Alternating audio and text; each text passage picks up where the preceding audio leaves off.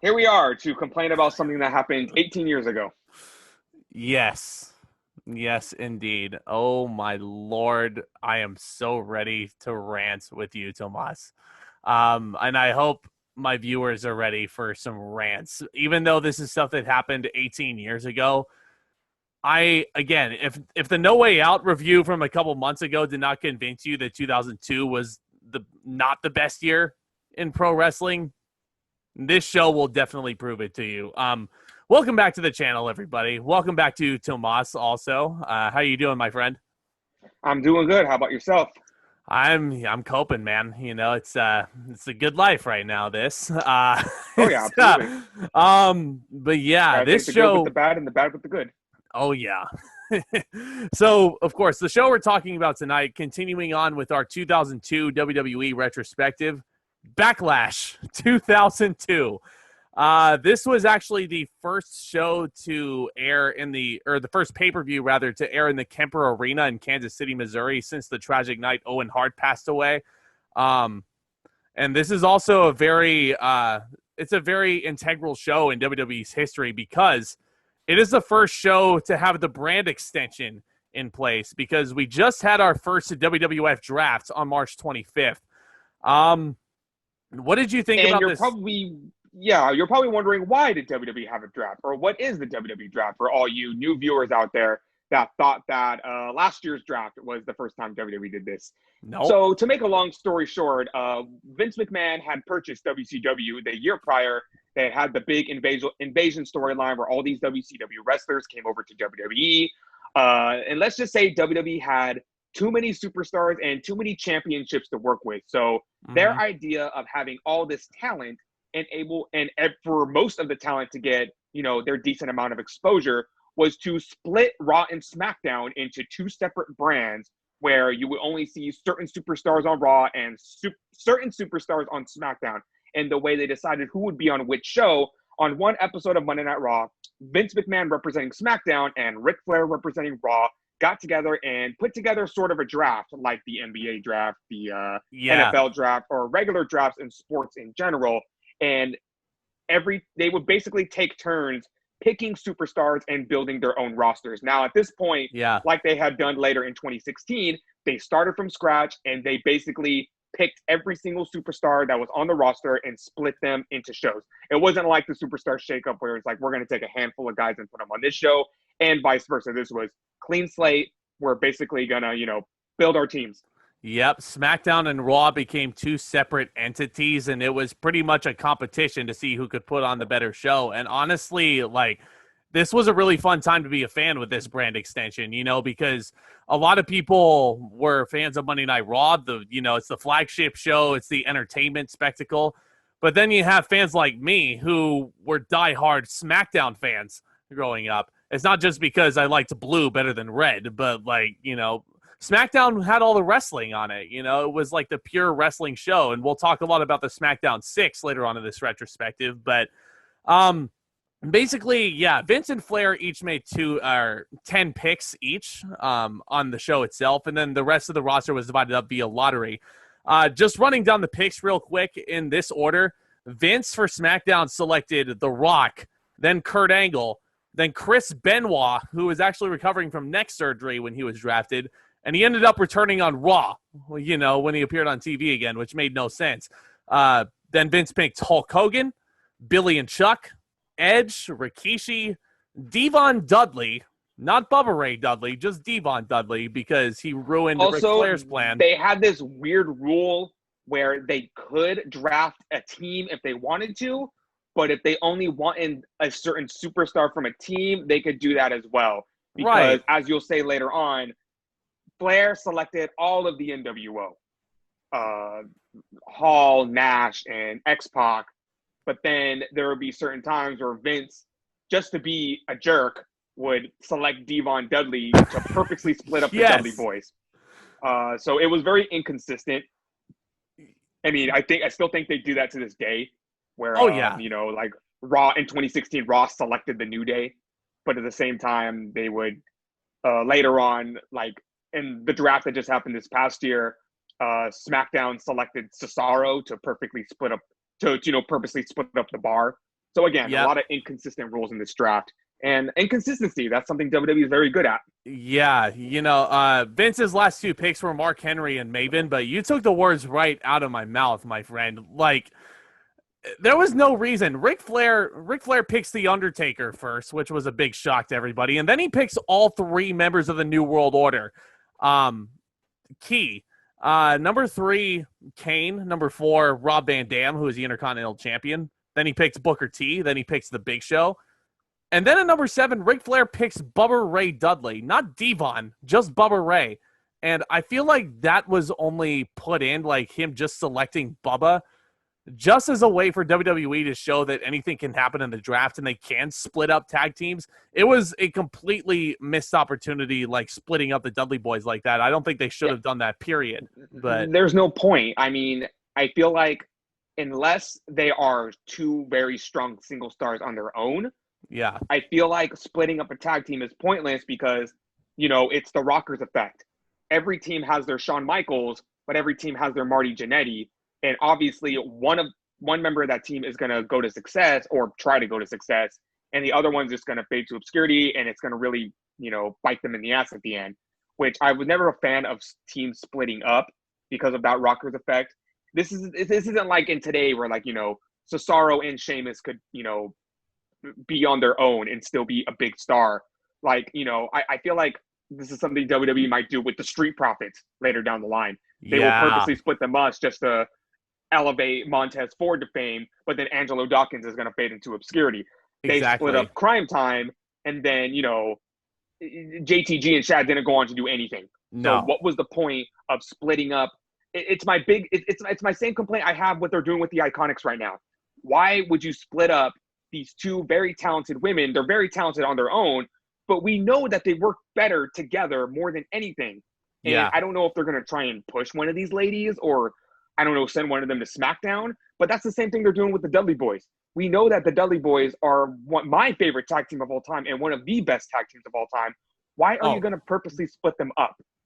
It just, especially because Ric Flair had picked the NWO as a unit, it made absolutely no sense that he would just pick Bubba Ray by himself. Like, he could just pick the Dudley Boys, as a unit right there. If he was just like, okay, yeah, so as a start to me getting, the most dominant tag team at WWE, I'm going to start with Bubba Ray Dudley. He could have just picked both of them right there. He could have. And this isn't Bubba Ray in 2012 or 2011 in TNA, where he has gotten to that status where he could go on his own as a single star. This was still, Bubba Ray Dudley with the Dudley Boys, where they're still the strongest as a unit. Exactly. So, and then later on, as we'll talk into one of these matches, we later find out that they split up the APA. Bradshaw and Ron Simmons, a.k.a. Farouk. And, and I know this was an experiment, as, not to jump the gun. They wanted to push Bradshaw, but they weren't going to do anything with Simmons. Again, it's that Rockers effect. One gets elevated to fame. One gets elevated, to obscurity. I mean, downgraded to obscurity. And if the Rockers are maybe a little too old for some of the younger viewers, John Morrison and The Miz. There's a lot of people that think that John Morrison is more talented than The Miz. But The Miz got elevated to WWE Championship status, and Morrison, they tried to do the same, but he eventually faded out of the WWE. And thankfully, he's back now. But again, if the Rockers are too old of a reference to everyone out there, maybe Miz and Morrison will make a little more sense. God, man, I still want John Morrison to be rocket strapped to the Universal Championship at some point. But anyway, I'm digressing. But I think that analogy that you have with the Street Profits is very well put in regards to this Dudley Boy situation. But don't want to get too deep into this. Last 3 picks for Ric Flair were Brock Lesnar, who we'll talk about a little bit on this show, then William Regal, and then Lita, basically making the women's division almost exclusive to Raw with the women's title. SmackDown got the Cruiserweight division, which will play into our opening match here, actually. Getting into it, Backlash 2002, opening match for the Cruiserweight Championship of the World. Billy Kidman, the champion, going up against Tajiri, the challenger, who enters with Tori Wilson in his corner. And Tori's dressed in a kimono, Tomas. Yes, 2002 was a very weird time. Yeah, that's all I got to say about that. But to your credit, you mentioned that the cruiserweights are now exclusive to SmackDown. And this was a way of making the shows unique in their own right. Like, you could tune into Monday Night Raw and see the women, but you could tune into SmackDown and see, you know, the cruiserweights, the little guys. A brand that WCW made famous with their cruiserweight title. WWE is now getting a shot with in here in WWE, which, you know, they did have a light heavyweight title back in the 90s, but that did not match to the magnitude that what the cruiserweights and even guys like what Eddie and Benoit were doing in ECW at the time. Yeah, no, agreed for sure. One other note that I actually wrote down, I love this stage that they have for Backlash with like the swinging like arch things like from the ceiling, like, you know, and they just kind of stop to let the wrestlers through, and then they just like and they just kind of. Oh yeah, hopefully nobody got stabbed that night. No, no, thankfully. But this opener was actually really, really strong. I really, really liked it. It was better than I remembered. Really nice opening sequence of arm drags between the two. Some chops exchanged. The crowd is chanting for Tori, even though she's not in the ring. My goodness. There's this great shot of Tajiri. He attempts to slingshot Kidman into the turnbuckle. Kidman lands on the second rope. He immediately turns around and nails Tajiri with a drop kick, which was, again, great stuff from these cruiserweights in the beginning. Mm-hmm. Oh, yeah, absolutely. And I loved how heelish Tajiri was being. He hits a knee drop on Kidman at one point, and he screams at the top of his lungs. And I'm like, that's entertaining right there. I love that. And oh, yeah. Tajiri also tells Tajiri, Tajiri was one of those guys growing up that I always remembered him for being, you know, such a good heel, especially in the he was definitely probably one of the most underrated guys around that time in WWE. Oh, yeah. Where I feel like he connected with the fans, especially when he was a babyface, but he was just so talented as a heel, he could work either way. I feel like, and unfortunately, Tajiri would make a return to WWE in 2016, but an injury put him out and he decided, you know, maybe I don't want to do this anymore. Yeah. But I feel like Tajiri is just one of those missed opportunity guys. I agree. He was super underrated, always super crisp in the ring. Some of the most lethal kicks I've ever seen. And I mean, to that point, Billy Kidman was also super underrated as far as I'm concerned. He was a really hard worker. I mean, he has a really good shooting star press. Maybe not as strong as Matt Sydal's, or maybe not as, like, you know, beautiful as Matt Sydal's, but I mean, it's still a decent shooting star press. But Tajiri's working the back for the most part because he's a heel. The crowd is solidly behind Billy Kidman here. Really, really, really beautiful, beautiful sequences of wrestling here. There was a really nice move into the tarantula, which I think is a pretty underrated submission move. Oh yeah, it's never a won weird any submission matches. hold. Yeah, it's just that Tajiri can't win any matches with that move because it's in the ropes, so it's technically an illegal move. So he can only keep it in for the 5 count. But it was always fun to see because that move just looks so difficult to put on. And once you got it, it's like, oh, he's got the tarantula. He can only hold it for 5 seconds, though. Yeah. It's kind of a lot like Goldust's Shattered Dreams. It's technically an illegal move. But if you can distract the referee or get yourself in a position where you can do it, it's a fun move. It is. There's a point where Kidman hits a Hurricane Rana. And then right afterward, Tajiri reverses it into a beautiful tilt-a-whirl back suplex. So good. Tajiri hits a baseball slide into the Tree of Woe. You mentioned the tarantula spot. There's a great spot where Kidman goes for his shooting star press. He misses. Tajiri hits him with the buzzsaw kick, and Kidman kicks out. Oh, could have sworn that was what the a end of the false match right finish. There. Yeah, and the crowd is really into this match at this point. It's the opening match. They're hyped. The crowd is chanting for Kidman. They go up to the second rope, and Kidman actually hits a spine buster off the second rope for a nice near fall. I wrote down wow in all caps. Yeah. Oh, yeah, super BK bomb into another near fall.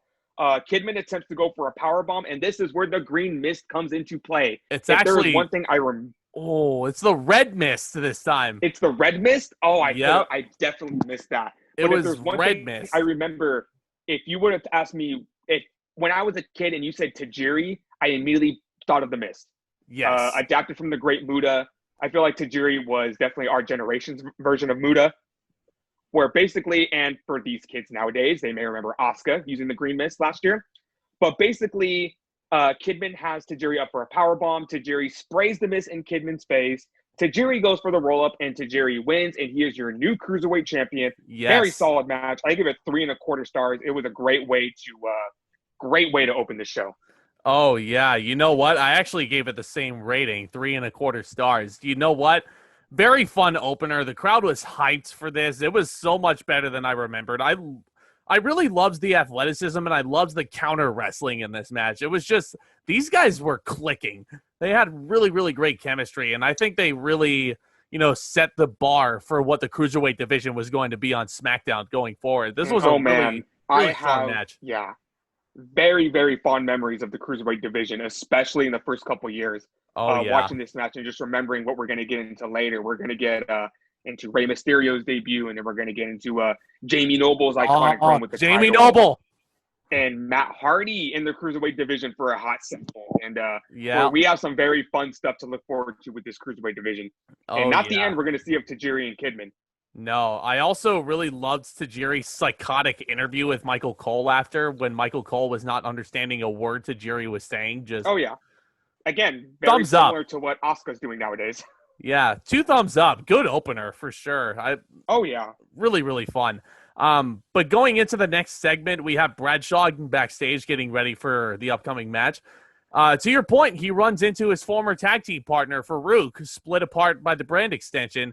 Farouk basically approaches him and he wishes him luck for the next match. Bradshaw versus Scott Hall. So before we get into this match, there is definitely... I definitely would have been more confused about this if I didn't know the backstory about it. Yeah. I can't remember what his name is, but somebody made a very, very, very good and detailed video about Bradshaw's push starting way back here. And the reason why they split up the APA is because they wanted to give Bradshaw another shot at a singles push. And this was strike 2 for Bradshaw. This was the second attempt they were going to give to him. And then later on, with the JBL gimmick, they were kind of just telling Bradshaw, hey, look, this is your last chance. If you don't make this click, we're probably going to fire you. Yeah. So this was going into his second phase of his second attempt at a push.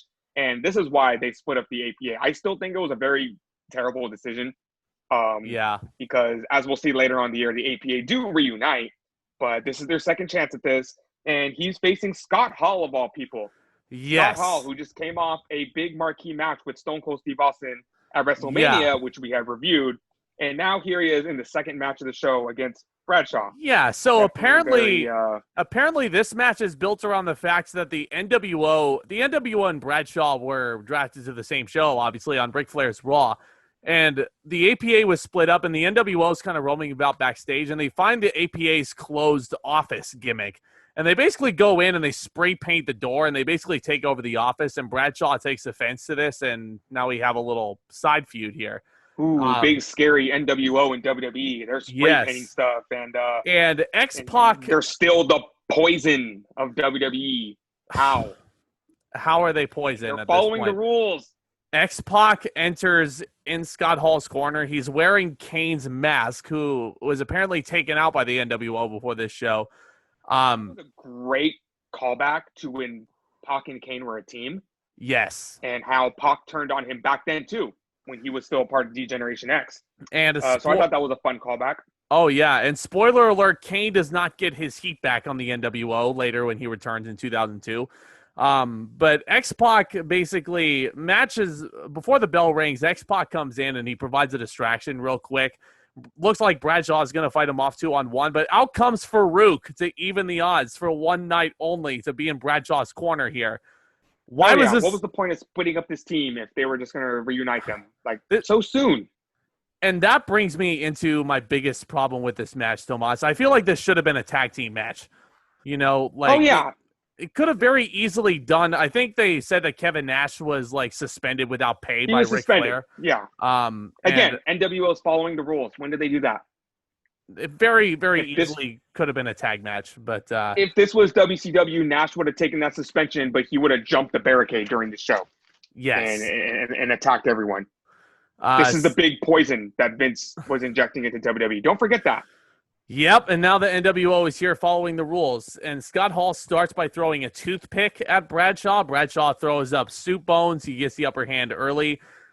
Scott Hall is on the outside, and he took forever to turn around into a punch by Farouk. Like, he telegraphed that Farouk was there, but it just took him ages to take that punch.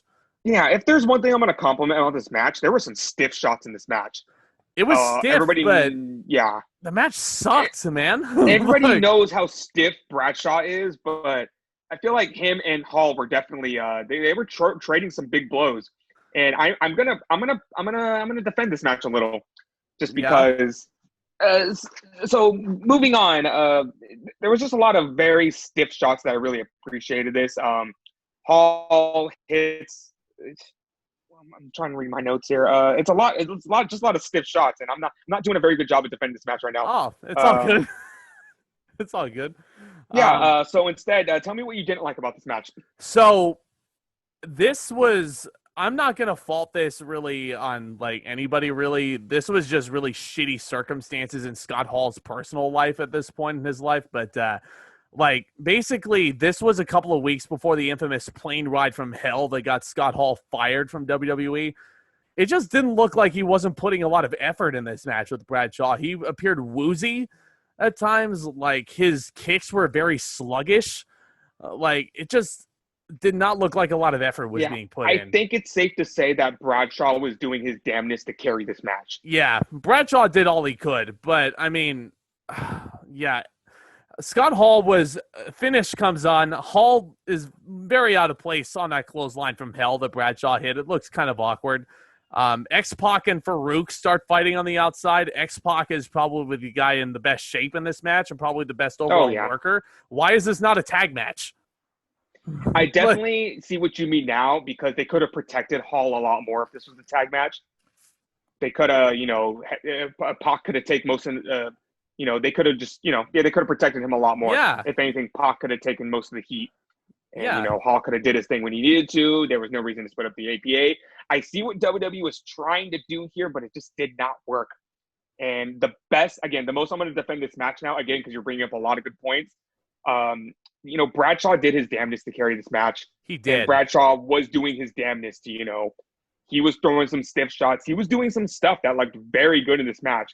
Yeah. But unfortunately, he had let's just say a not 1992 Scott Hall to work with. No, this was a 2002 Scott Hall at a really low point in his life. I'm not going to fault the match because Scott Hall was in a bad spot, but there was just not a lot of effort put in. Scott Hall hits a low blow as the referee's distracted, and I see one of the weakest roll-ups ever on Bradshaw, and Scott Hall gets the win.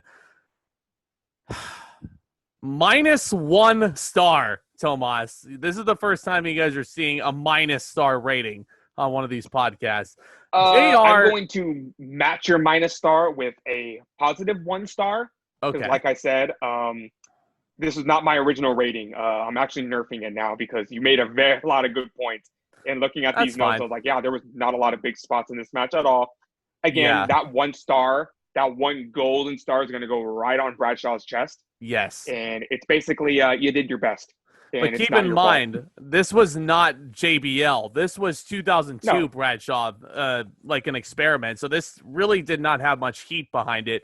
And like you said, Bradshaw did all he could. But I think the quote from JR at the end of the match sums it up. It was not a pretty match. And that's a good way to protect it. Yeah. Yeah, but should have been a tag match. I hated this match personally. It was overbooked and sloppy and just Oh yeah. They could have salvaged this match, like you said, in a lot of different ways. A tag team would have worked a lot better. Oh yeah. And like I think this was the end for Hall too, wasn't it? This was his final pay-per-view appearance in the ring for WWE. And I believe Bradshaw would go on to fight X-Pac at that Insurrection special in England, but no more Scott Hall in the ring on pay-per-view from this point forward. Let's fact check that real quick because actually I have Backlash's Wikipedia. No, he was not on that show. X-Pac fought Bradshaw. Yeah. I think X-Pac beat Bradshaw. That was basically the end for poor Scott Hall. Poor Scott Hall. Yeah, until we would see him in TNA in 2010. Yeah, Bradshaw did all he could, but regardless. Oh yeah. We go backstage. Vince McMahon and Ric Flair are jaw-jacking in the locker room. Vince says, Rick, you're beginning to feel the heat. You can try to be like me. And Rick says, never. And that's pretty much the end of that. Oh, yeah. Going into... That's just hyping up the Undertaker Stone Cold Steve Austin match, where Flair is going to be the special guest referee, which we'll get into later. Yes, absolutely. Our next matchup, Women's Championship on the line, Jazz versus Trish Stratus, a rematch from the Royal Rumble a couple months ago. Jazz is the champion this time. Yes, this match starts off with Molly Holly coming out to confront Trish Stratus. Yes. Trish Stratus had defeated Holly on Raw to become the number one contenders for the Women's Championship. Holly gets on the mic to say, the Women's Championship, the Women's Champion shouldn't be flaunting themselves, showing off their body. The King responds with, hey, speak for yourself. That's 2002 for you. Yeah. And I feel like if this was in 2020, Molly Holly would be the babyface. Oh, yeah. Because, she's standing up for women. In 2020, Molly Holly would have been, she would have been the hero for sure. And, it comes off very hypocritical. She says they don't want their women's champion to be a cheater, when in actuality, Molly tried to cheat to get the win first. And then Trish was just returning the favor. But... Oh, yeah. Holly then goes to attack Stratus to give Jazz the upper hand, which honestly, I like this match a lot more than the Royal Rumble match. Oh, me too. The whole story behind this match is, Stratus is hurt after Holly's attack, and Jazz is just, in control for most of this match. Definitely a lot stiffer, definitely a lot better chain wrestling going on in this match. And overall, I just thought it was better than they were given a lot more time.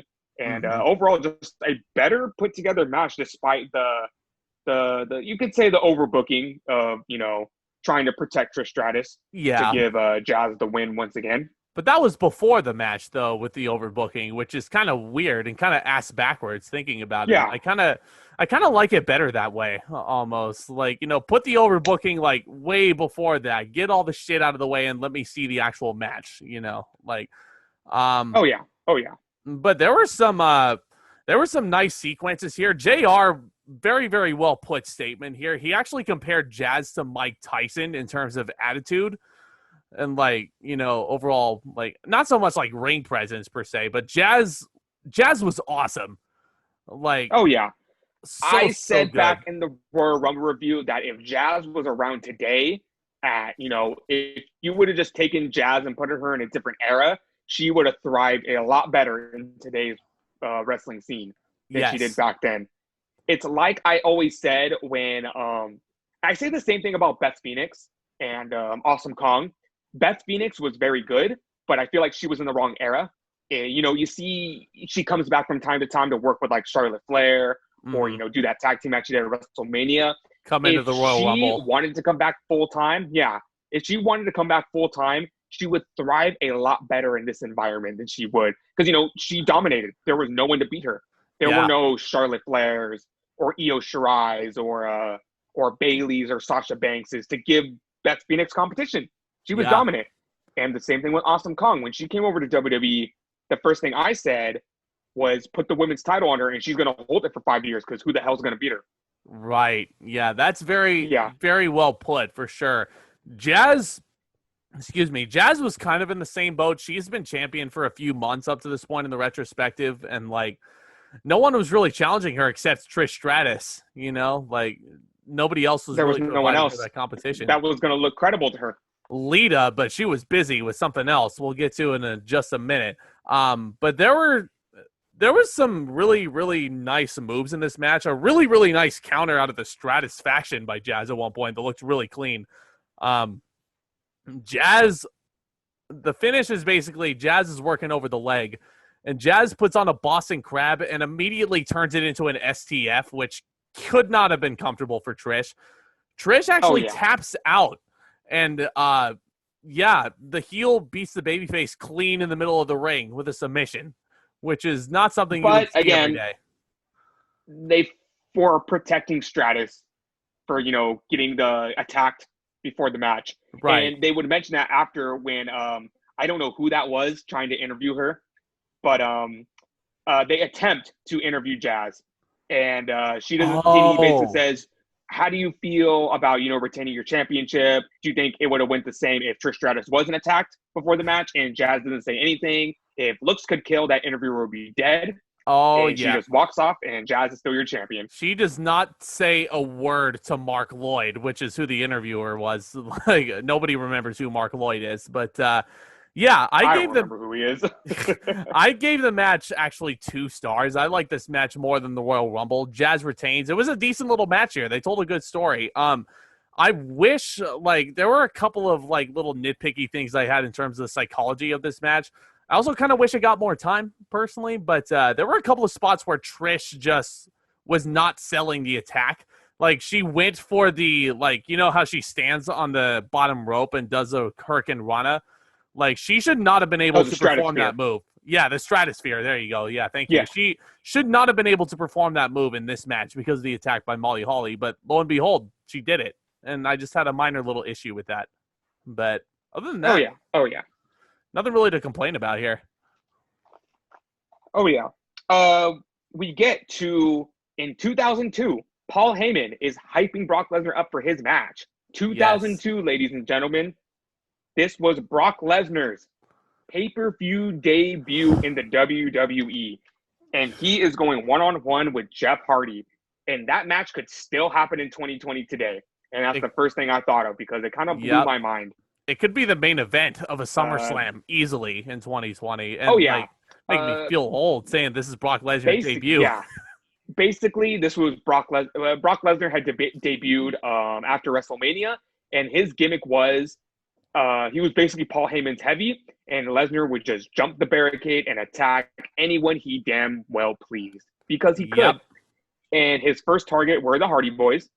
He brutally attacked Matt Hardy on an episode of Raw. And basically, there is a little side story that, was a little uncomfortable going into this match. Yeah. Where basically, Paul Heyman had snuck into Lita's dressing room and taken a pair of her underwear. Yeah. And told Lita, this can go one of two ways. Either, if you play nice, Brock Lesnar will play nice with Matt Hardy. But that just depends on how nice you want to play with me, Paul Heyman. Lita delivers a slap to Heyman. He basically sticks his beast Lesnar onto Matt Hardy, hurts him, and that's how we're going into this match. Also, there's a point where Heyman had come out during a Hardy Boys match with Lita's bag and pulled out her underwear and flaunted to death to the audience. You know what? I'm just going to say this right now. This feud didn't need that. No. This could have been straight up. If Lita was scared for, Matt and Jeff, Lesnar just needed to speak for himself. Not speak for himself, but just Lesnar doing what he was doing was enough. You didn't need to have to do this whole, play nice and we'll play nice. No, Lesnar doesn't have he doesn't have an agenda. He's here to hurt people. He's here to make a name for himself. That's very well put. Very well put, my friend. And I agree with you. I don't think this feud needed that Lita stuff. Yeah, my viewers, you guys remember when I said Lita was busy on this show? This is what she was dealing with here. But I agree with you. I feel like Brock Lesnar should have just been tearing through everybody, and he was to an extent, but this was just an unnecessary added element, almost tasteless looking back on it in 2020. Oh, yeah. But this match was actually a ton of fun, a really, really fun debut match. Jeff Hardy has a really fast start. Brock is showing his agility pretty much. Like, he's not sliding under the bottom rope. He enters the ring by hopping under the ring apron. He does that all the time in this match. He is throwing Jeff Hardy around like he's a wet little noodle. My goodness. Yeah, there's definitely a lot of, back and forth. Hardy, it's not a full-on squash. No. Hardy is getting some offense in there. He shoved Lesnar. He shoves Lesnar into the steel pole at one point. He hits a crossbody block, gets the kick out, and I put this down as a note: Suplex City before it existed. Yes. Brock hit 2 belly-to-belly suplexes in a row, and I wrote down Suplex City as well. I was like, And my two other points I want to bring up is, number one, everyone likes to complain that, Lesnar was a lot more athletic back then. But looking at this here and looking at his matches today, it's not that different. No. Lesnar still has that amateur style that, MMA style with some suplexes thrown in there for taste. Yes. He doesn't do all of his moves that he used to do, but then again, who does? Look at Shelton Benjamin. He's not, he's getting older. He's not doing, jumping off the top rope and he's doing not running up left ladders and right. anymore. Oh, no, absolutely not. So I never thought that was a fair comparison to make to Lesnar. Yeah. I mean, this is his first pay-per-view match, and I'm saying this. My other thing is, do you remember when Lesnar was obsessed with the number 3? He did triple everything. And he shows here with his triple rib breaker. Yeah. Triple rib breaker. Which was a fun signature move to pull off in SmackDown Shut Your Mouth. Oh, yep. It was a cheat code almost to play as Brock Lesnar and Shut Your Mouth and Here Comes the Pain, especially. Oh, yeah. But yeah, he takes Jeff to Suplex City. Paul Heyman, I wrote down a quote, "Did that hurt, Lita?" And I'm like, shut up, Paul. Oh, man. Then backbreaker. Jeff Hardy really did a great job of making Brock look like $1 million here, looking unstoppable. Great selling by both in this match, and Brock as well on the comeback. Brock Lesnar really knows how to sell a comeback. Give the man credit where it's due. Yeah, he looks like there's at one point though. Jeff Hardy goes for his whisper in the wind, and I see Lesnar like more than halfway across the ring. And Hardy goes for it, and I'm just like, does Lesnar not know he's coming? And then at the last second, Lesnar walks right into frame so Hardy can hit the move. And I was scared. I was like, this is going to look horrible because Hardy is nowhere near Lesnar. And I just thought, like, did Lesnar forget? Does Lesnar not know that Hardy's about to jump off the top rope? Yeah, Brock Lesnar was a rookie at this point, keep in mind. Jeff actually hits him with a swanton bomb for a 2 count. Jeff Hardy goes to grab a chair. He goes for a shot. Brock catches him, and he hits the F5. It was not called the F5 at this point, though, so they were just like, oh, he dropped Jeff right on his face, but it's an F5. And then Paul Heyman specifically says, don't pin him. Make him suffer. And then, to your point, Brock's obsessed with triples at this point. He hits Jeff with a triple powerbomb. What strength. Referee Theodore Long stops the match. Brock Lesnar wins via referee stoppage. I thought made him look so good. Oh, yeah.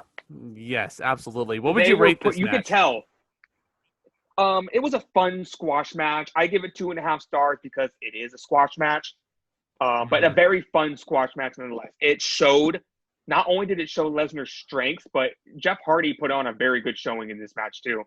Yeah. And all I also have to say is, like, let's be thankful that Lesnar doesn't use the triple powerbomb nowadays. Yeah. That is devastating. And I remember that used to be his finisher. And that was another fun finisher to pull off in the video games. That was deadly triple powerbomb. Again, a cheat code. But I think Lesnar was told he couldn't use it after he broke Hardcore Holly's neck with it. Yep, that's awkward. Yeah. I forgot about that. But oh, yeah. Tomas, you're going to think I'm crazy here. I gave this match 3 stars. I'll tell you why. That is fun. I'll tell you why. This was a very fun match, very fun debut match. It wasn't going to be a 5-star clinic. I was not expecting that at all. But this match was exactly what it needed to be. It put over Brock Lesnar huge. Like that Paul Heyman said, I really like that Paul Heyman said, don't pin him, make him suffer. Referee stoppage, it was a perfect way to end the match, And it's and they usually go with that finish to protect the other guy. But I think this just made Lesnar look so dominant. Yeah. Just, like he didn't pin him. He beat him to the point where he couldn't continue. Yep. And I think that's what that finish needs to be instead of we don't want to pin this guy. Just stop the match. Yeah. Yeah, I agree there. I mean, even to an extent, the fact that Jeff wasn't pinned, it kind of made him look somewhat strong even in defeat because he did have a pretty decent comeback here against Brock. But, yeah, this was a fun match. No real complaints from me. It was. Oh, no, this was a lot more fun than I remembered it. But here we are to the match of the night.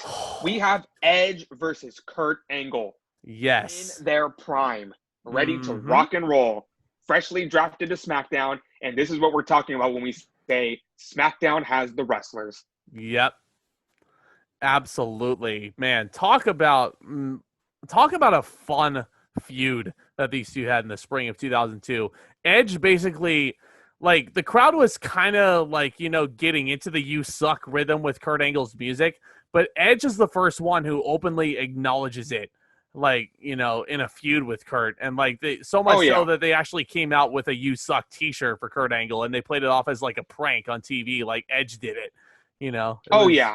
And also this feud brought the classic segment where Edge approached Angle backstage and wanted to apologize for what he did. So he gave Angle some classic photos on him, but on the back of those photos, it says, "I suck. It's true." Yes. I am true. And at the very end, P.S., I have no testicles. Oh, classic. Edge, classic that jokester. Stuff right there.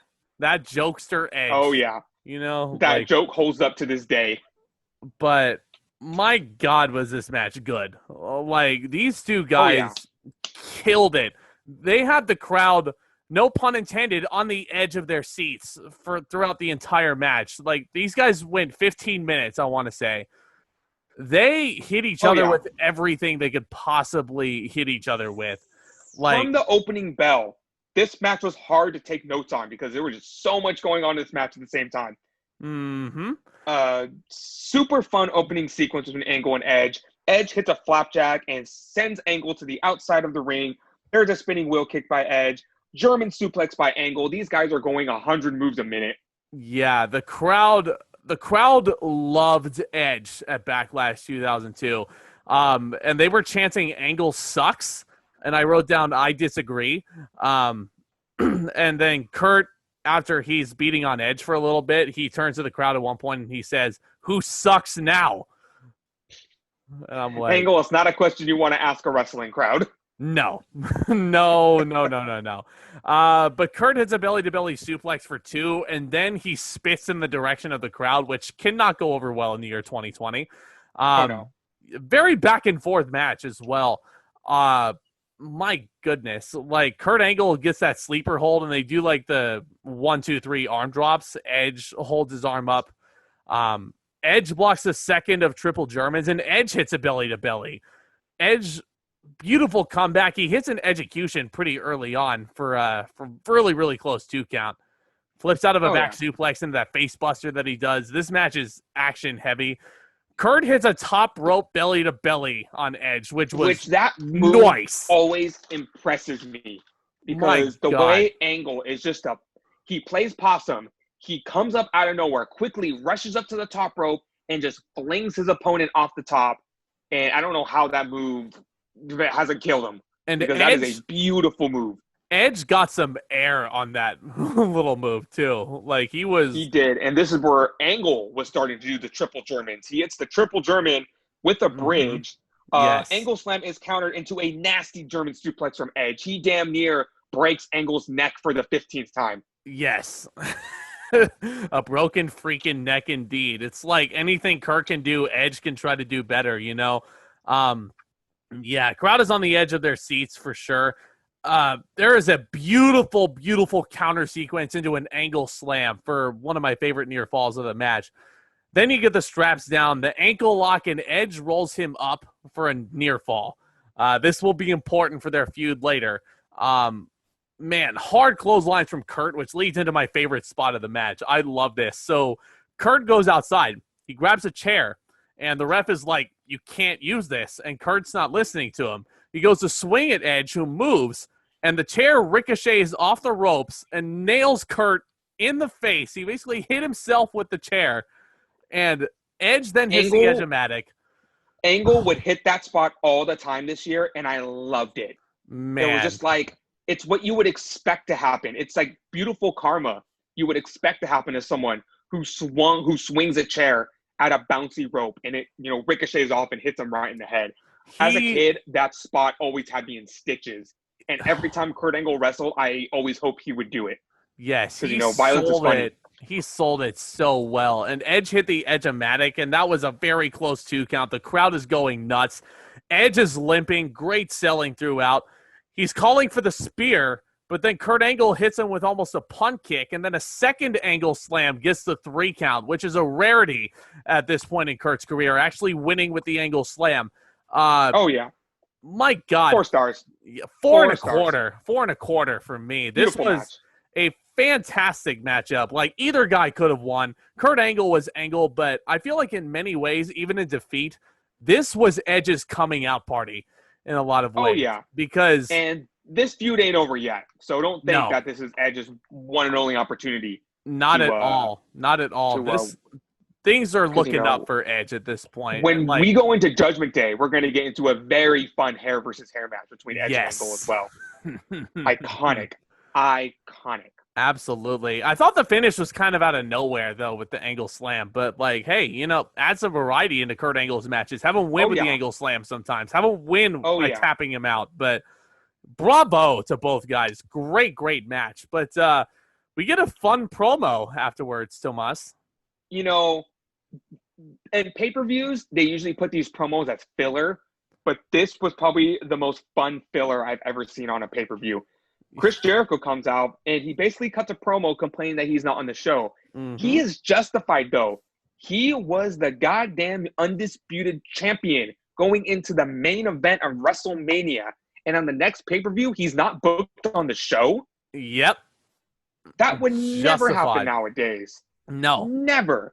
And Jericho would explain in his many autobiographies that he felt this was because Vince didn't like him. He thought this whole push with him being undisputed champion and him getting ripped away from him and him just going into the slump was just straight up because Vince did not like him. And this pay-per-view justified so much for Jericho. He's going on and on about how he was the champion going to WrestleMania. He's not good enough to be on the show. How Maven has a match on the show, but not him. And basically, he just, he basically throws a fit and just says, "Fine, if you don't want me to be here, then I'll leave." And he just leaves. Yeah, Billy Kidman has a match on the show. God, who else? Trish Stratus has a match on the show. Stratus has a match on the show. Maven has a match on the show, but I don't. Y2 has been was a lot of signs in the crowd, and he was pronouncing it has been. But yeah, he's mocking the Hulkster also, who I'm sure we'll get into later. But next up, we have a very, very fun little match, and I'm very, very excited to talk about this next match. Before we get to that match, the last thing I want to say about that promo is, 2002 Jericho, if only you could see yourself in 2020. Yes. You would know that it's all worth it at the end of the day. Judas in my mind, baby. But Intercontinental title is on the line next. The champion, Rob Van Dam, going up against the challenger, a man I love so dearly, Eddie Guerrero. I'm so excited to get to talk about him. Eddie Guerrero, I was so happy to see him. He returned on the April 1st edition of Monday Night Raw after he got fired, and he got himself cleaned up. And here he is on a big show challenging for probably the second most prestigious title against one of the most popular baby faces on the show. This is a battle of the frog splashes. Real quick, yes, absolutely agree. Eddie Guerrero, this is basically his comeback party. This is when you're going to start seeing the best of Eddie Guerrero, starting with this feud. I'm just going to get this out of the way now. I really, really hated that this match had to follow Edge and Angle. Yeah. I will say the crowd was spent at this point.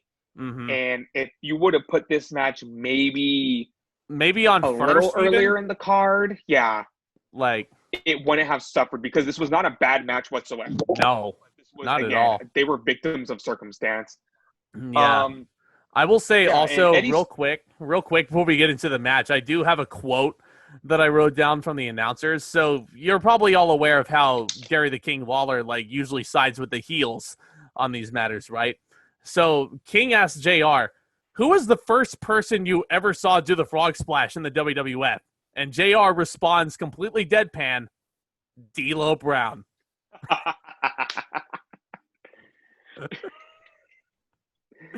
That was the best. I was just like, good job, JR. I love Eddie, but you put the King in his place. Good job, JR.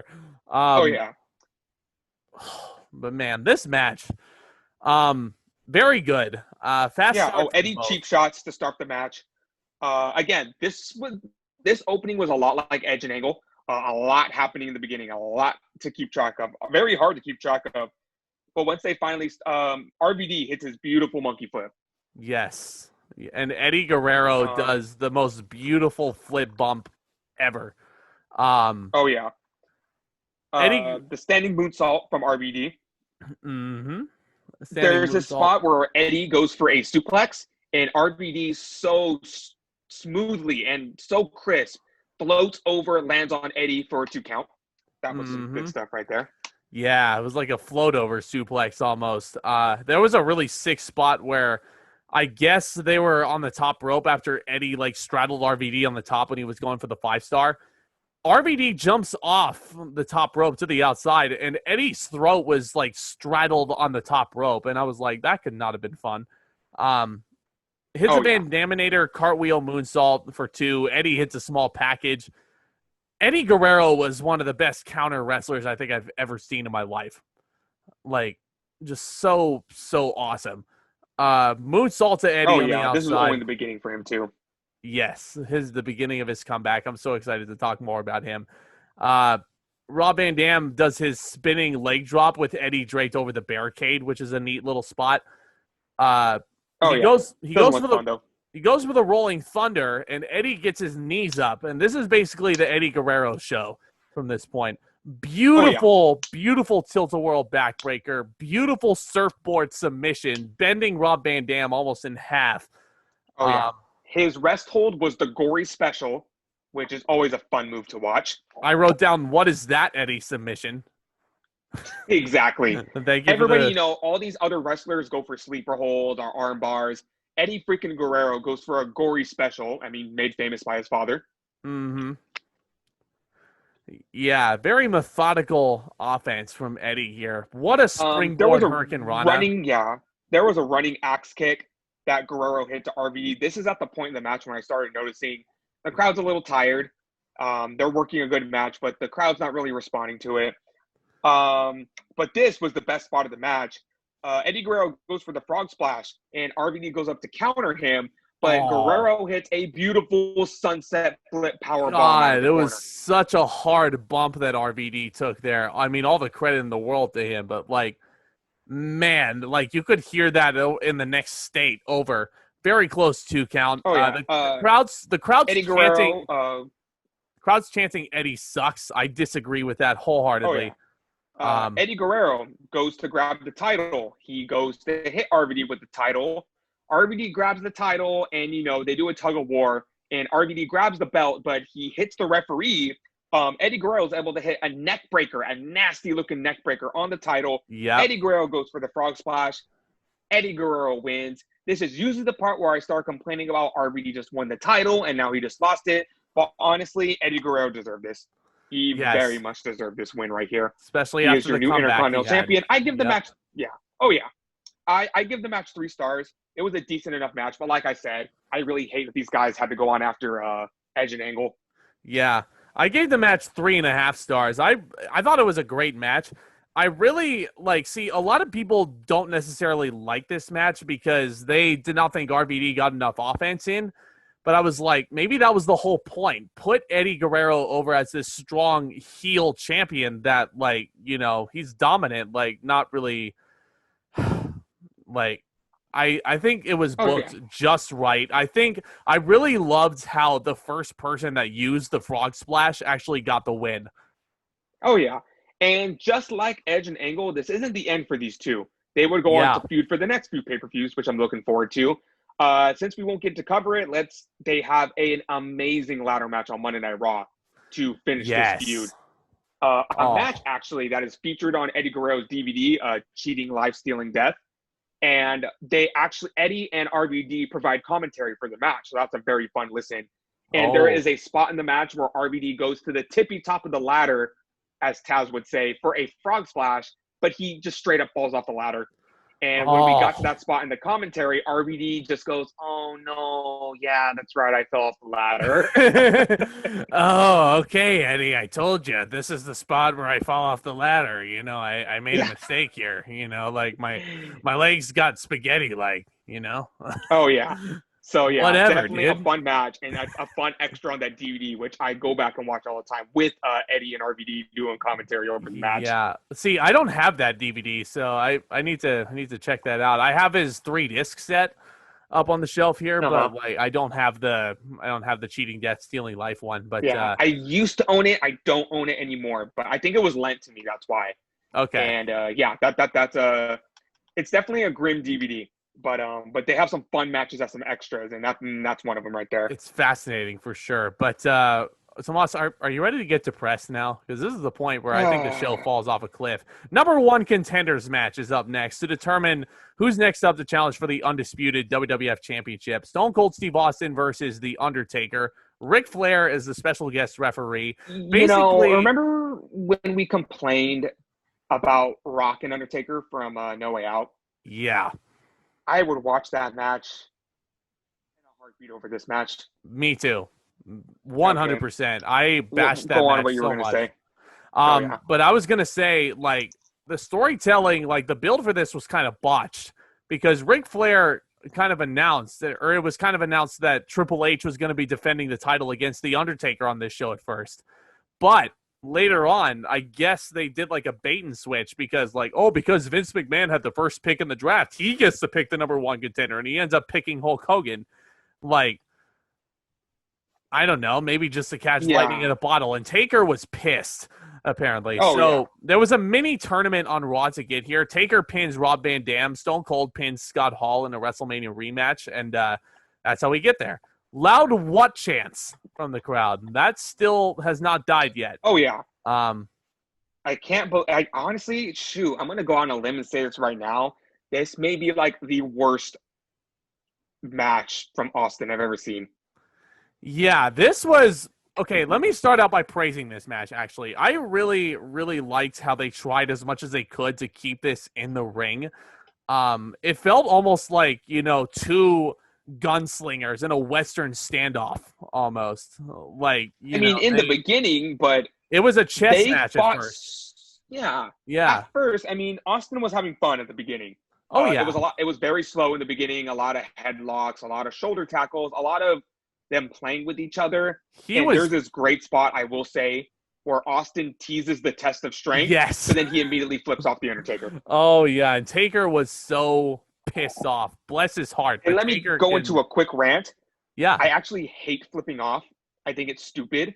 I think it's people like, oh, yeah, you're so badass. You showed me a finger. You're so badass. Like, I personally, I really hate flipping off. Not because, like, it offends me or anything. I just think it's stupid. It's kind of a cop-out. And I tell everybody this all the time. Yeah, it's stupid. It's like, if you want to say fuck me, say fuck you. Like, you showing me a finger, oh, you're so badass, you show me a finger. But if there's one person that gets a pass, it's Stone Cold Steve Austin. And if there's anyone that can make that funny and actually mean something, it's Stone Cold Steve Austin. So I thought that was hilarious. And he was having fun with the crowd here. The test of strength. Yeah, tease the test of strength. Stone Cold, nice hip toss by Austin at one point. He gets Taker in an armbar, and then Austin starts wooing at Ric Flair, who's the referee. One thing I'll say about Ric Flair, he's calling it right down the middle, but JR, great way to put this. He calls Flair an inexperienced referee. Very slow counts. Yeah, it doesn't make any sense because you watch one WWE match, and nothing against actual referees. I think people would get the gist of being a ref just by watching one match. They may not know all the little inside and outs of being a ref, but, at some point, Flair's not doing a double count out. Right. And JR says, oh, he's inexperienced. I'm like, I don't think you need to be experienced to know that when both men are down, you got to count. Where's Chris Jericho to say, you're a shitty referee? Yeah.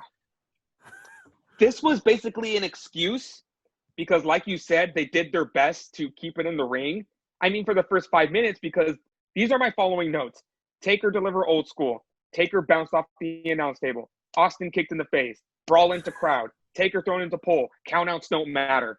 They really don't. Ric Flair did not make any attempts to count these guys out. He wanted to get them back in the ring as soon as Rock possible. And Undertaker was bad. Yeah. You thought Rock and Undertaker was bad. This was worse. This match should have been the street fight. It was at this point. Yeah, and it was at this point where I actually forgot Flair was the ref. Did you? I did. I forgot Flair was the ref because nothing was happening. And I was like, wow, they're not counting. What's going on? And then I saw Flair on the outside. I was like, oh, that's right. Flair's the referee. I guess he just did a good job of blending in for being an inexperienced ref. Dear God. Ric Flair. And then Scott Hall and X-Pac come out for some reason. Yeah. I forgot about this because it was so inconsequential in the long haul. So you talked about how polite the NWO was earlier, right? Scott Hall and X-Pac make their way out like they're going to interfere, and they literally do absolutely nothing but watch the match. Yeah, spoiler alert, they don't do anything. They don't play a factor in the finish. They just come out. This is supposed to be the poison. Yeah. The poison is this. NWO is more boring fighting on everybody. the outside. Yeah. God. Oh, yeah. Yeah, the crowd does not care about this this on the match. outside. Taker finally does something cool by doing his leg drop on the apron. Yeah. And then Taker starts working over Austin's leg, and it's just like, oh my God, could they slow this match down even more? This match went way too long. More rest holds. Stone Cold Stunner attempt, but it's countered into a clothesline. Taker does his flying clothesline, which I always was very impressed with. Oh, yeah. Mm-hmm. He removes the turnbuckle pad. Taker is whipped into the exposed turnbuckle, and then there's the double clothesline, and that's at the point. Flair's not counting. The Undertaker is whipped into an exposed turnbuckle, and this is something that really got me psychology-wise. Taker's whipped into the exposed buckle, and then he just goes right in and hits a double clothesline with Stone Cold as if he wasn't just into the steel. That should be a finish. Like, Taker should be whipped into the buckle, and then Stone Cold stuns him. Done. That's it. But no, they kept going. Spoiler alert, that exposed turnbuckle does not come into play. Ever again. For the rest of the match. And then Austin stomps a mud hole. Taker knocks out Flair and gets the Stone Cold Stunner. Then Taker gives a low blow. Then finally there's a finisher attempt with a choke slam, but Austin kicks out. And then Taker goes for a chair. Flair tries to take the chair. Flair takes away the chair from Taker, and Austin hits a low blow.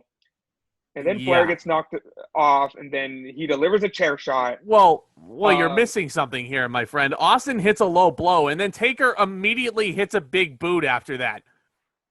I love the man. Writing that down when that happened.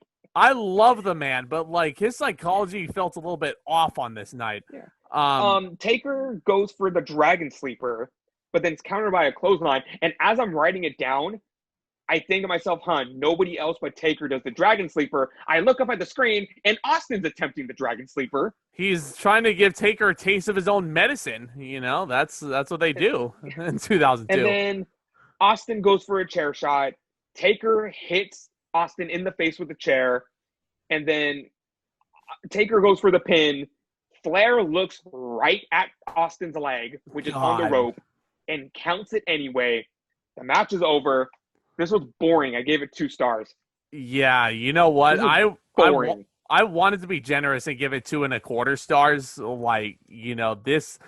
Because the beginning of the match, to be fair, I actually kind of did like how they were two seasoned gunslingers in a standoff looking to get a shot at the title. But yeah, this psychology was just off. I didn't really care for this match very much. But that leads into the best part of the match, actually, when Ric Flair is walking backstage and the coach catches up with him and he's like, "Sir, did you see what just happened?" And he's like, "No, I didn't see what just happened." And then he shows Ric Flair the tape back over of Austin's foot on the rope. And then he's like, "What are your thoughts on that?" And Flair's response, shit. And if you look at that video, busted up. Yes, that was the best part of the match. And you look at the video, and Flair looks right at Austin's leg to basically go, oh, yeah, he's got his leg on the rope. I'm going to go for the count. No. This match was boring. This is a mess, man. And we are not done with the messy matches yet. Tag team titles. And you know what? Real quick, just to get more into that match. Totally. I mean, it could have been good. I wasn't expecting a 5-star class from these guys either. No. But, a little more effort, less rest holds, less, maybe There was never an attempt at the last ride. There was never an attempt at the Tombstone Pile Driver. There was one chokeslam attempt. There was only one Stone Cold Stunner. And then the ending was a boot to the face. Yeah, the ending was he kicked. I think he kicked the chair in Austin's face. Was the finish? He did. And Taker was the heel, and he cheats. This was just setting up the feud between Austin and Flair. But my God, was this boring? It really was. And then to make matters worse, like there's a brawl after the match too, and then Austin hits another stunner. What the fuck? Because they wanted to send the fans home happy. If you wanted to send the fans home happy, just have Austin win this. Like, it's very simple, you know? Like, that was WWE's mindset back then. Even in defeat, we gotta make Austin look strong. Just have Austin win this match. It's not that difficult, guys. But anyways, yeah, the messy stuff does not end there. Tag team titles are on the line. Billy and Chuck defend against one of Tomas's favorite random tag teams, Al Snow and Maven Huffman. Oh, yeah, Al Snow. He's my favorite wrestler. If I wanted to be a wrestler, I want Al Snow to be my coach because he's done it all, hasn't he? He won the hardcore title, and he won the European title, and then he was a judge on that TNA gut chip bullcrap. He swore he was like in Ric ECW. Flair on that show. He swore like he was the most experienced professional wrestler in the world. And if I want anyone to teach me how to wrestle, I want it to be Al Snow. Because God you saw bless how Maven's heart. Successful Maven was. Yeah. One positive thing to note. One positive thing to note about this, though, before we get too deep into the negatives and rant too much, but Billy and Chuck are the champions, and in their corner is the newly debuted Rico, who is their stylist. I wish Rico was around nowadays because I would have appreciated him a hell of a lot more than I did when I was a kid. Rico was awesome, guys. He was so underrated. Like, so cool. The champions have a fast start, no lockup, but the challengers make a comeback, and Al Snow puts on Billy's damn red headband, and he just looks ridiculous. I hate this man. There was some yeah. Maven looks good. There was some heat on Maven. He hit a nice enziguri, and then there's a hot tag to Al Snow, and the crowd is methodically silent for Al Snow's comeback. Yeah. And then Snow gets the hot tag, but then he starts getting worked over. Yeah, and yes, this was definitely a match where both baby faces needed to get worked over. While the champions are working Al Snow over, there is a Rico's gay chant from the crowd. That's 2002 for you. That would not go over well right now. I was no. really pissed off to hear that.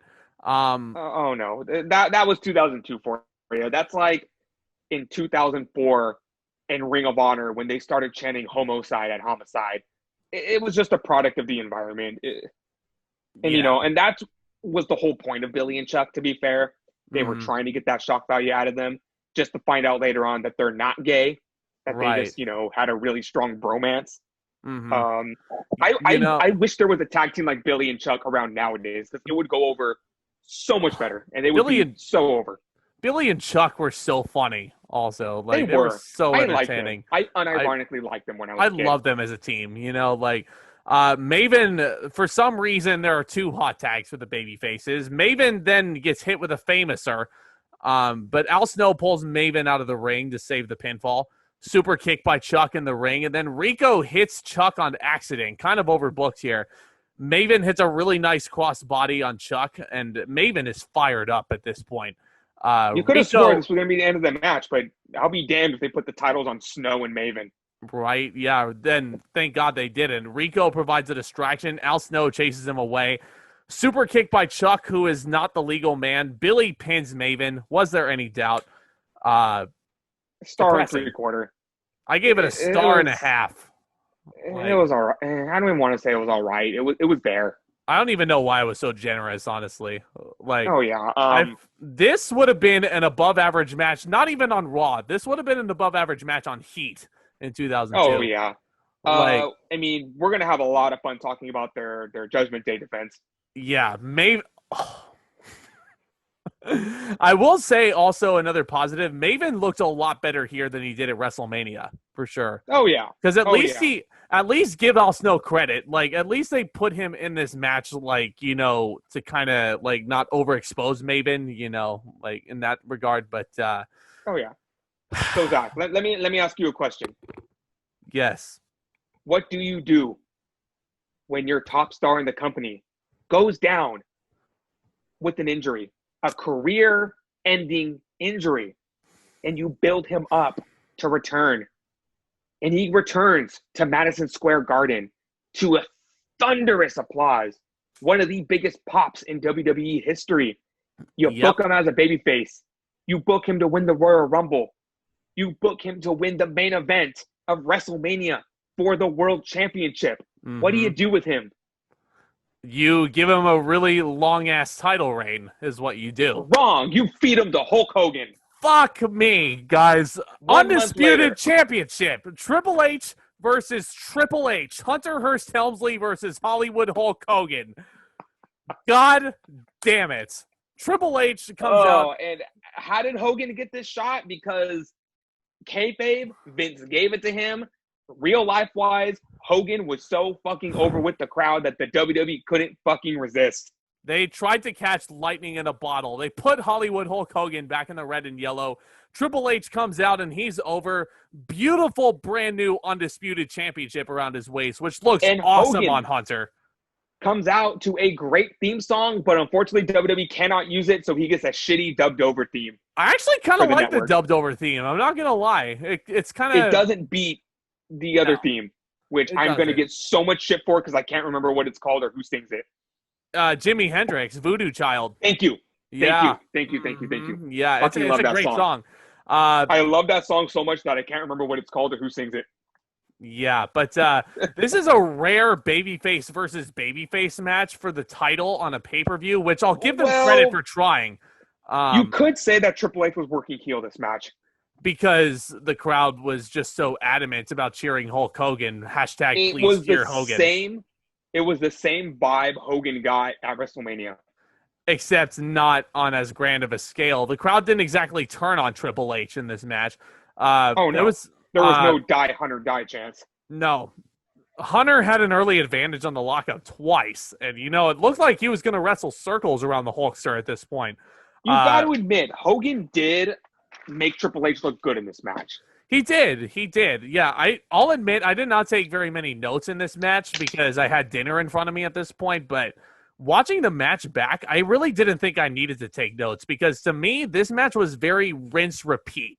It was your standard Hogan match. It really was. You know, with Triple H basically forcing him to work. Yeah, you got your lockups, tests of strength. Triple H is working over Hogan's knee. It's your standard Hogan stuff. It's the I'm going to overpower you, then you're going to over. I could imagine Hogan talking about this match backstage with Triple H.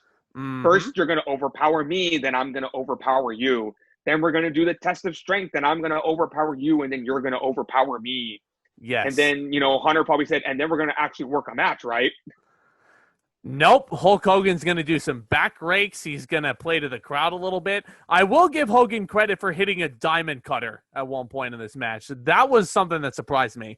But other than that, I mean, Triple H puts him in the figure four a little bit. He's using the ropes for leverage when he's a damn babyface because And again, Triple H is working heel this match. Hashtag the commentators won't shut up. Yeah, the commentators won't shut up how the crowd is so pro Hogan. Yeah. Hogan hits an atomic leg drop, but it's a 2 count because we get a Chris Jericho run in. He pulls the referee out of the ring, hits him with a chair. Hits Hogan in the head with the chair. Why is he helping Triple H at this point?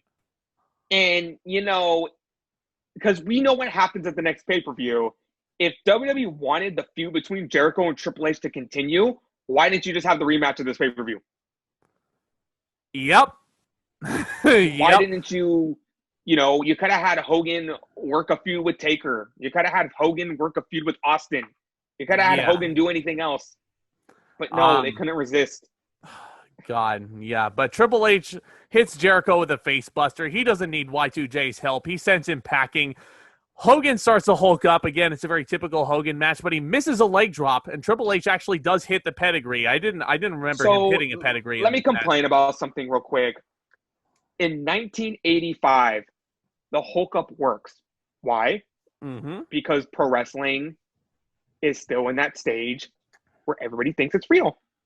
Pro wrestling is in that stage where Hogan is this superhero, this big superhero that's big and strong and powerful, and it was very believable for him to Hulk up and be invulnerable to the attacks and, you know, throw his big punches to, like, the Iron Sheik or Sergeant Slaughter or to the Ultimate Warrior, because pro wrestling is still in that stage.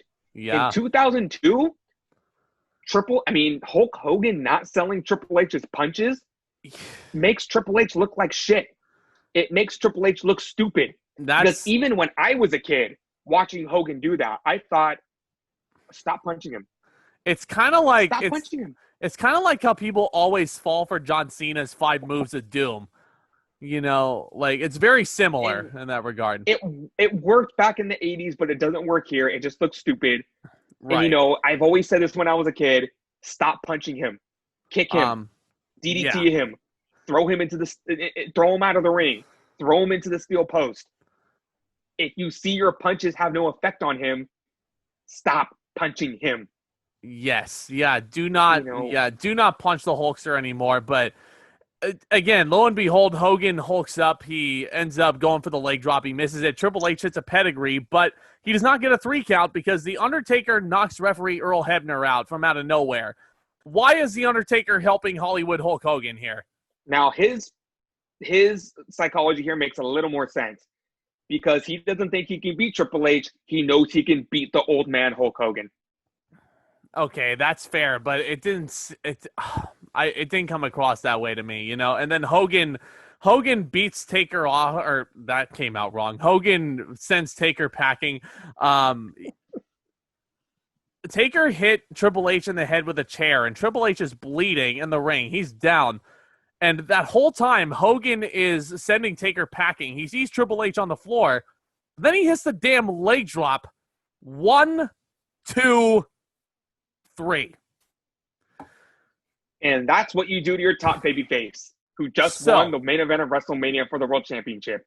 You feed him to Hogan so you can give Hogan one last world title run. The crowd does go pretty wild. I will say that.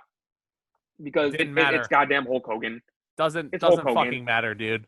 They He's should not have over no matter what. They should not have given the title to Hulk Hogan ever. No, I agree. In 2002. 8 goddamn months Triple H spent rehabbing his torn quad. He wins the Royal Rumble. He goes on to WrestleMania and he wins the title in grand fashion. You got to give him a long reign here. But no, you feed him to Hogan. This was a terrible decision. A big F-U to Hunter. Like, the Hulkster. And just to rub salt in the wound, Triple H gets up and he shakes Hogan's hand and he walks away. And spoiler alert, Triple H does not get his rematch. I was so pissed off when I saw this. He did not get his. What happens in the next pay-per-view? Triple H fights Jericho in the Hell in a Cell. If you wanted the feud to continue, why didn't you give Jericho his rematch here? And you could have had the blow-off at Judgment Day for the title. You know what's the simpler route? You have Triple H pin Hulk Hogan here.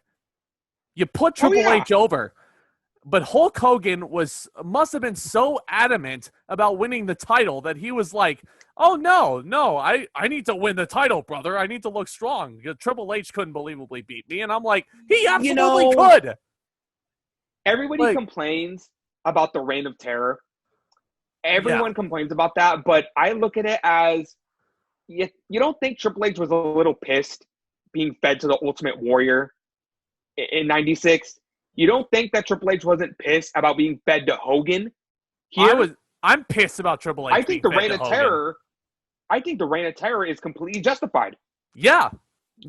This is what you get. If you feed Triple H to Hulk Hogan, you get the Reign of Terror. There you go. So, and you know what? I know I'm probably like one of the only wrestling fans on the planet that defends the Reign of Terror. Yeah, and Triple H, you know, And you know what's the most damning thing is, yeah, Triple H did not get his rematch until King of the Ring, which we'll talk about later. But it was against The Undertaker, not Hulk Hogan. He did not get his heat back on Hulk Hogan at any point on pay-per-view. And I'm like, oh no, what the fuck, man? Like, not even at all, because later that summer, I mean, Hogan's on Raw now, but Hogan goes to SmackDown and they feed him to Brock Lesnar, and you don't see Hogan for like 6 months.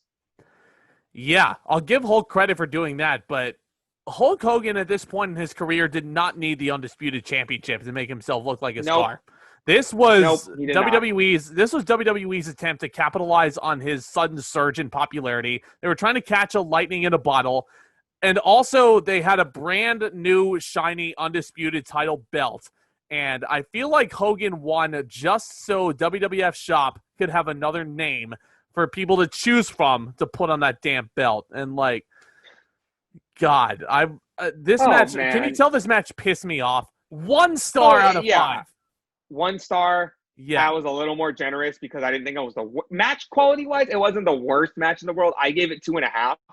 But no, what? that it wasn't the worst match in the world.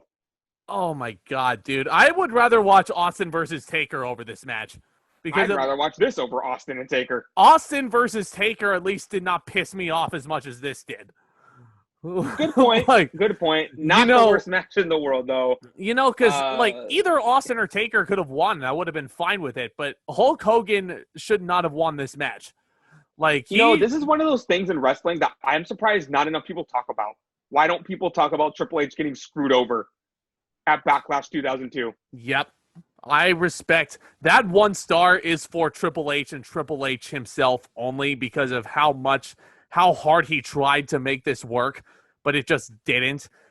God bless Hulk Hogan. I respect him and all he's done for the business, but like, way to invest in the future, brother. Like, my goodness. Like, you know what? We did all of our Hogan praising on the WrestleMania review. I think we deserve to bash Hogan because I don't think we're going to bash him this hard in the other pay-per-views. No, we're not going to bash him that hard at Judgment Day. We're not going to bash him that hard at King of the Ring. Well, Judgment Day, I might have to watch his match with Taker again and like think about that. But King of the Ring, we're definitely not going to bash Hogan at WrestleMania 19. No. So this is coming from somebody. Yeah. This is coming from somebody that absolutely admires and respects Hulk Hogan, but this was exactly the kind of thing that put WCW down the toilet. Hulk Hogan not investing in the company's future, and like looking forward to the company's future and protecting his own, image. Like, thankfully Hogan was back in the big ocean that was WWE, and it wasn't going to be that easy to do that. Yeah, anymore. Hulk, you would have never seen him put over Eddie Guerrero in 1996 in WCW. Never. Because he didn't think Eddie Guerrero was a credible opponent. I would have loved to see Eddie Guerrero pin Hulk Hogan.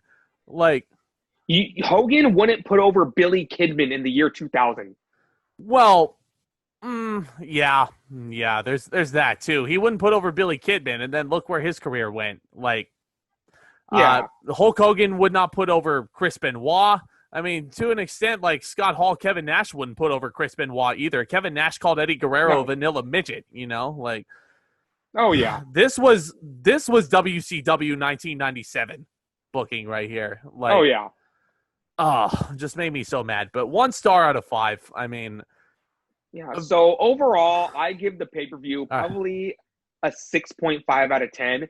The first half of this pay-per-view was very solid. It really was. Those last 3 matches, though, they were a slog.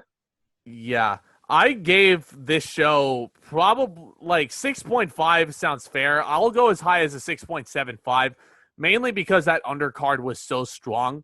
But those main 2 matches in the tag title match, and to an extent, Bradshaw and Scott Hall in the undercard, like, if you guys have the tape or the DVD of Backlash 2002, I would stop the show at Rob Van Dam versus Eddie Guerrero, and you would be satisfied with this show. It's a really strong show, even with the terrible Bradshaw-Scott Hall match. But, man, the main 2 matches sucked. Undercard saved the show, as far as I'm concerned. Edge versus Kurt Angle on this show is a must-watch, for sure.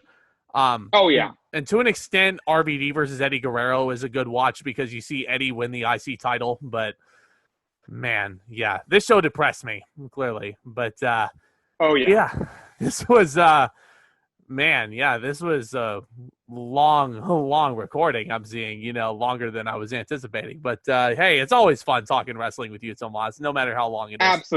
Absolutely. Same with you, man.